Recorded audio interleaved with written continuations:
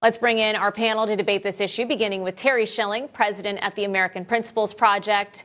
He is joined by Democratic strategist Crystal Knight, the founding executive director at Emerge Tennessee. Welcome to you both. Thank you. Thanks for having me. Terry, let's start with you. This is just a pattern that we've seen for years now on the left. We saw a lot of it back in 2020 in the aftermath of George Floyd, the removal of monuments, statues, changing the names of schools, of streets. Is it wrong to remove this monument?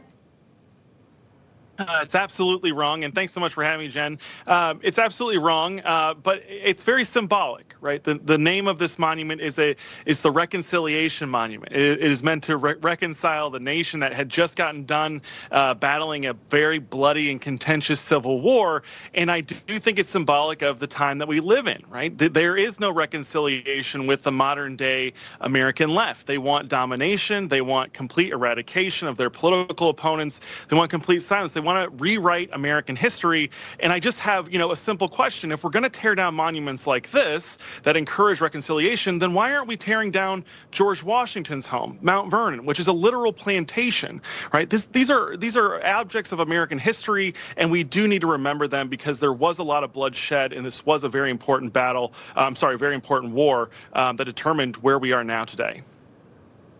So former Virginia Senator Jim Webb, who's a Democrat, wrote this opinion piece over the summer about the potential removal of that monument. And he wrote, quote, "But now in this new world of woke, by the end of this year, the Confederate Memorial will be gone. It would send a different message, one of a deteriorating society willing to erase the generosity of its past in favor of bitterness and misunderstanding." Crystal, your reaction? Well, I think, what he stated in that comment was categorically false and wrong, and that, the history of this country is ugly. And this symbol, this statue that sits at Arlington Cemetery, this is something that is a reminder. And in a time where we're talking about, anti-Semitism, we're talking about culture wars, we're talking about rewriting history the way the younger generations that are coming up will remember, why should we continue to honor a fallen leader, a fallen war, something that many Americans in this country have a not rich history or relationship with, but actually an ugly history and relationship with, which is the Civil War. So I always ask folks who want to continue having monuments of the Confederacy continue to be erected or continue to be standing, why are you in love or want to continue to memorialize such a dark period of this country, and particularly highlighting a period of history that lost? This is a war that was lost. And so why are we continuing to memorialize and honor fallen leadership, failed leadership, and a part of the American history that many Americans fundamentally disagree with? Terry, is this celebrating that history, or is it really just remembering our history, not erasing our history, learning from history? I mean, you keep erasing these symbols, and America's history is going to be written to something it never was if the left has their way. I'll give you the final word here.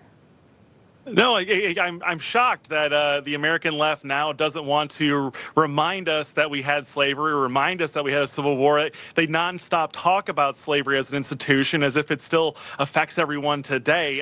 But, it is something that we do need to remember. There was a lot of bloodshed over this battle to end slavery. American history does have dark spots, but it is full of triumph. It is full of victories for humanity, right? There is no other country in the world that has advanced human rights more than America. What was triumphant We about ended slavery. We ended slavery, the 13th, 14th, and 15th Amendments. How about that? Let's start there. We ended slavery, and we moved on. We reconstructed the South. We passed civil rights law. We wouldn't have civil rights law passed in 1964 if we had never ended the Civil War. I mean, what's your solution? Is it just to let the Confederates in the South have their own country and continue slavery indefinitely? Why does the monument need to be still erected on behalf of something that ended that was a dark period in this country. You still haven't made well, because those were still Americans. Those were still Americans, and we needed to reconcile the country. We had a civil war, and the leaders at that time were not interested in domination and eradication. They were interested in reconciling the country, uniting the country. And here's the thing, Jen, I just want to point this out. The left today does not want reconciliation. They do not want America to be united. They want their political opponents to be erased and eradicated from this country. It's a very dangerous time, and it's symbolic of what's happening all across the country and the future to come here. We need to be very worried about the civil unrest here.